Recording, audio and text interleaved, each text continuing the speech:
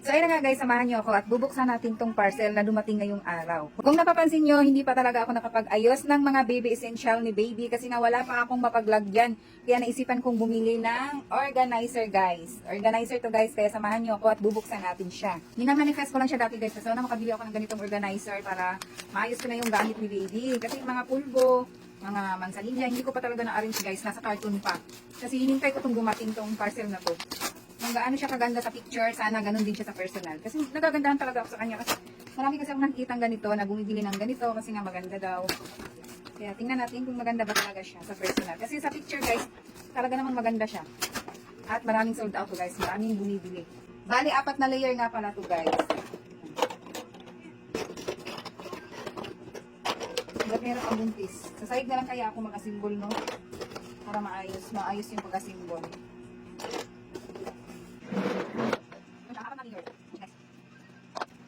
Para ganyan guys. Ganyan siya. Balik naman kayo guys. Ganyan lang. Ganyan. Tapos, ganyan. Guys.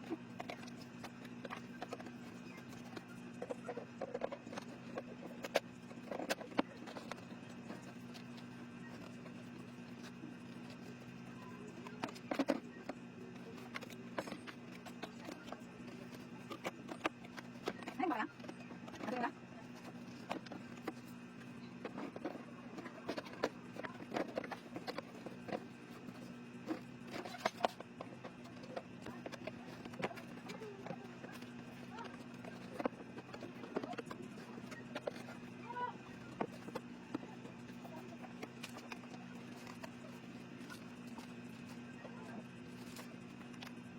Ganun ba lang?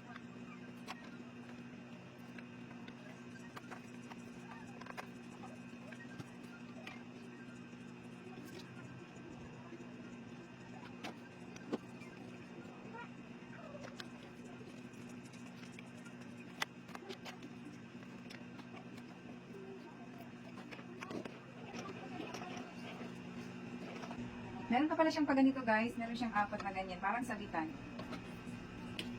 Tingnan niyo tong gulong niya guys. Ayan, naikot-ikot siya. Pwede mo siyang ikot-ikutin yung gulong. Kaya kung gusto mo siyang ilipat ng pwesto guys, pwede. Ayan, mahila-hila nga pala siya. Hindi na kayo maglagay dito ng mga pulbo, mansanilla, mga gamit ni baby, mga wipes, diaper, kung ano-ano guys. O diba? Ang ganda. Ang ganda niya guys, promise. O diba? Sulit na sulit yung nabayad ko dito na 200 plus lang to guys. Nasa 4 na layer na. O diba? Kaya ano pang hinihintay nyo? Mag-check out na din kayo. Go na.